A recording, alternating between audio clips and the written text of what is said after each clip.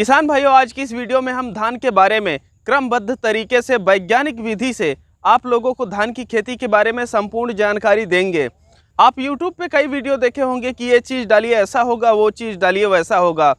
इसमें आपको काफ़ी ज़्यादा कन्फ्यूजन होती है कि क्या करें क्या ना करें। तो ऐसे में आज इस वीडियो से आपकी जितनी भी कन्फ्यूजन है ये सभी दूर हो जाएगी और हम यहाँ पर शुरू से अंत तक आपको जानकारी देंगे।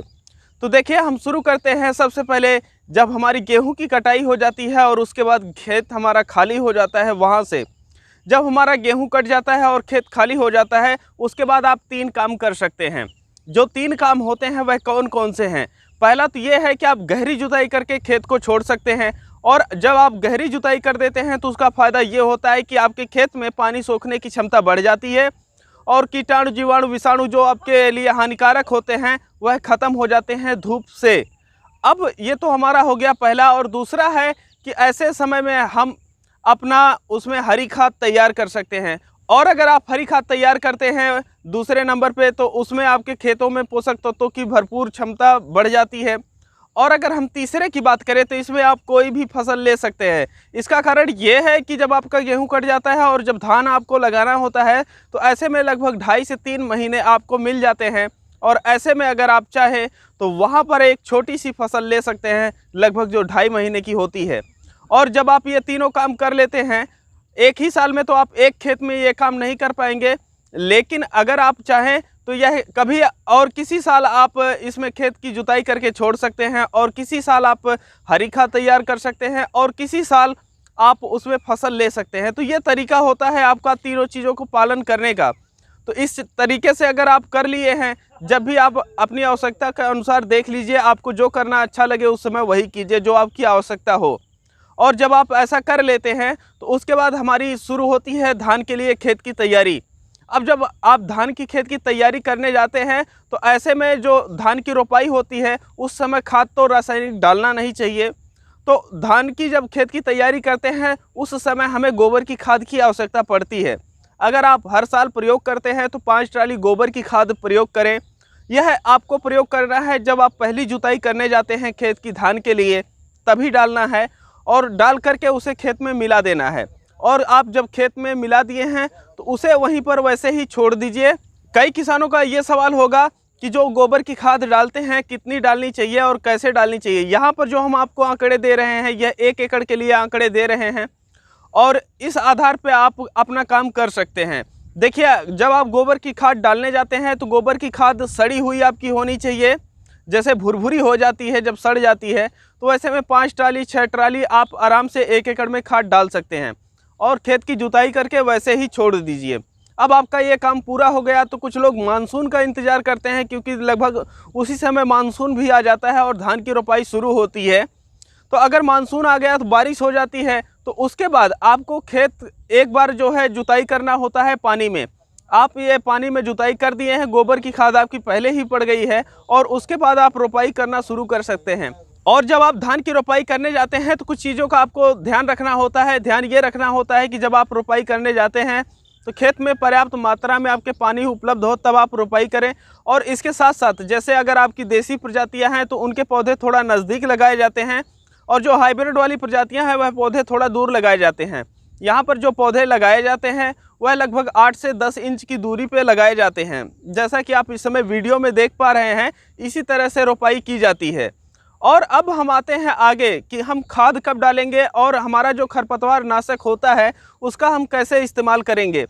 देखिए, अगर हम खरपतवार नाशक की बात करें तो इसका जब आपकी धान की रोपाई हो जाती है तो उस समय खरपतवार नाशक प्रयोग किया जाता है। खरपतवार नाशक के लिए हम एक स्पेशल वीडियो लेकर के आने वाले हैं, आप उस वीडियो को देखिएगा, उसमें आपको बहुत डिटेल में जानकारी मिलेगी। अब ये वीडियो काफ़ी लंबी हो जाएगी तो यहाँ पर उसकी जानकारी हम आप लोगों को नहीं दे रहे हैं।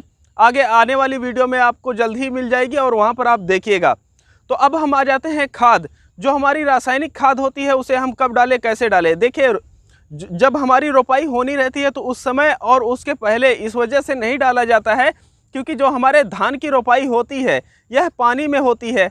और जब हम अपनी खाद रासायनिक डाल देते हैं पानी में तो वहाँ पर आपके ये हो जाता है कि जो आपकी खाद है ये घुल करके मिट्टी की निचली सतह में चली जाती है और जो आपकी धान की जड़ें होती हैं वह रेशेदार होती हैं और उनकी ज़्यादा से ज़्यादा जो लंबाई होती है 3 से 4 इंच ही होती है। तो यह जो धान की जड़ें होती हैं उस पोषक तत्व जहाँ पर वो मिट्टी में मौजूद है वहाँ पर नहीं पहुँच पाती हैं, तो आपके जो खाद है उसका सही उपयोग धान नहीं कर पाता है। तो इस वजह से जब हमारी रोपाई होती है तो उस समय नहीं डालना चाहिए और ना ही खेत की तैयारी के समय डालना चाहिए।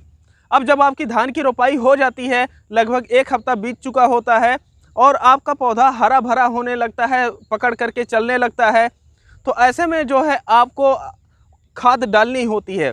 अब यहाँ पर हम आप लोगों को एक चीज़ें बता दें कि जब आप धान की रोपाई कर चुके हैं और 1 हफ्ते बीत चुका है और खाद आप पहली डाल रहे हैं, तो धान में कितनी बार खाद डालनी चाहिए और किस किस अवस्था में डालनी चाहिए, ये हम ज़रूर यहाँ पर आपको बता देना चाहते हैं।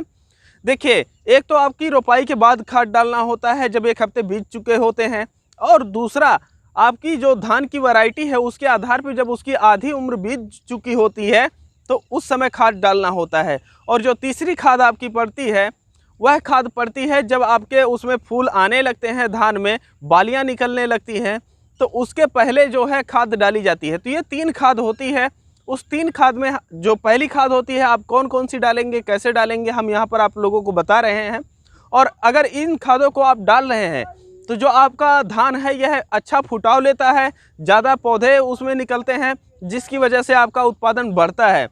तो देखिए, सामान्यतः जब हम खाद डालने जाते हैं तो धान में जो हमारी यूरिया है यह सबसे प्रमुख खाद होती है। तो यूरिया तो हमें डालना है, और जो यूरिया आप ले सकते हैं, हम यहाँ पर जो भी आपको खादें बताएंगे वह 10 किलो कम और ज़्यादा बताएंगे। 10 किलो कम ज़्यादा बताने का मतलब यह है कि अगर आप खादों में बदलाव करना चाहते हैं तो आप खादों में आसानी से बदलाव कर सकते हैं, ऐसे कि जो हम अधिकतम बताए हैं उसका न्यूनतम आप ले लीजिए, तो आप इसी तरह से अगली खाद को उसमें अलग से डाल सकते हैं।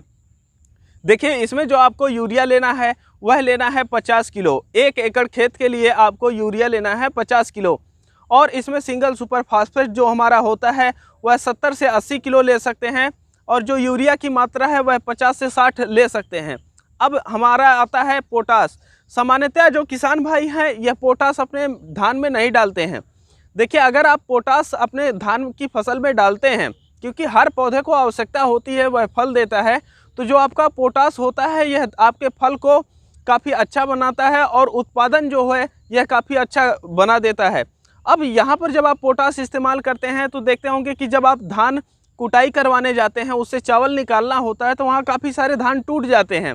तो अगर यह समस्या है, पोटास का इस्तेमाल करते हैं तो वह समस्या आपकी कम हो जाएगी। और पोटास के इस्तेमाल करने से जो आपके धान के आकार होते हैं काफ़ी अच्छे रहते हैं और वजनी होते हैं धान।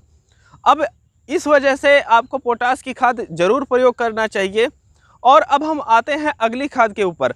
देखिए, हमारी 3 खादें हो गई हैं, एक यूरिया हो गई है, एक सिंगल सुपर फास्फेट हो गया है, एक हमारा पोटास हो गया है। अगर इन खादों में अगर आप सिंगल सुपर फास्फेट और पोटास को हटाना चाहते हैं तो उसकी जगह पे आप एनपीके डाल सकते हैं, और एनपीके जिस मात्रा में आप इसको हटा रहे हैं उसी मात्रा में आप एनपीके ऐड कर सकते हैं। तो ये हो गया। अब एक खाद हम आप लोगों को अलग से बताएंगे डालने के लिए, जो उसकी मात्रा रहेगी लगभग 15 किलो रहेगी। उसका नाम है सागरिका। यह सागरिका इफको कंपनी की है, और इसको जब आप डालने जाइए तो यह दानेदार फार्म में आती है, और उसी को इस्तेमाल करना है जब आप धान की रोपाई के बाद पहली बार डालते हैं। तो इन सभी खादों को मिक्स करके डालना है। जो सागरिका की मात्रा है यह 10 से 15 किलो रहेगी। आप इसको ज़रूर ऐड कीजिएगा, चाहे आप सिंगल सुपर फास्फेट और पोटास को हटा दें, उसकी जगह पे एनपीके रखें, लेकिन आप उसके साथ सागरिका को ज़रूर मिक्स कीजिए। अब इतनी खादों को आप मिक्स कर दिए हैं। अब यहाँ पर ध्यान देने वाली बात एक और है, वह यह है कि अगर आपके खेत में दीमक की समस्या है तो आप एक रीजेंट आता है, रीजेंट दानेदार होता है, इसको आप 4 किलो ले सकते हैं 1 एकड़ खेत के लिए, और उसी खाद में आप मिला करके इसको पूरे खेत में बिखेर दीजिए। तो इससे जो आपके खेत में दीमक की समस्या होती है वह ख़त्म हो जाएगी, और आपके पौधे जो है काफ़ी अच्छी तरीके से ग्रोथ करने लगेंगे, और जो आपके फुटाव होगा ये काफ़ी बेहतरीन होगा। और ये जो विधि होती है, क्योंकि इसमें हम गेहूं कटाने से लेकर के जो आपकी खेत की तैयारी होती है, जो बचे हुए महीने होते हैं उसका आप किस तरह से उपयोग कर सकते हैं, और आपका जो खरपतवार नाशक होता है इसको आप किस तरीके से प्रयोग करें कि काफ़ी बेहतर रिजल्ट आप लोगों को दे, और आपकी जो खाद है इसके डालने का क्रम क्या होना चाहिए, तरीका क्या होना चाहिए, ये सब चीज़ें हम आप लोगों को बताए हैं। अभी हो सकता है इस साल आप इसका पालन ना कर पाएँ, लेकिन अगली साल से आप इसका पालन ज़रूर करें। अगर आप इसका पालन करते हैं तो जो आपकी धान की फसल होगी वो काफ़ी बेहतरीन होगी। अभी मानसून आ चुका है और काफ़ी किसान भाई अभी धान की रोपाई अपने कर भी चुके होंगे। अगर आप खाद नहीं डाले हैं तो इस चीज़ को आप कर सकते हैं जो यहाँ पर खाद बताई गई है, और आप देखेंगे कि अगल बगल वालों की अपेक्षा आपको एक बेहतर रिजल्ट मिलेगा। और जब आपको बेहतर रिजल्ट मिलेगा तो इस वीडियो की विश्वसनीयता बनाए रखने के लिए आप हमें कमेंट करके ज़रूर बताइएगा कि हाँ, आपकी धान में जो है बेहतर रिजल्ट मिला है। अब जो दूसरी खाद होती है उसे आगे आने वाली हम वीडियो में बताएंगे कि उसमें आप कौन सी खाद डालें कि आप लोगों को बेहतर रिजल्ट मिल सके, और इसके साथ साथ जो अंतिम खाद होगी उसको भी उसमें ऐड कर दिया जाएगा। तो किसान भाइयों, ये रही हमारी धान के ऊपर वीडियो। आप लोगों को ये वीडियो कैसी लगी हमें ज़रूर बताइएगा।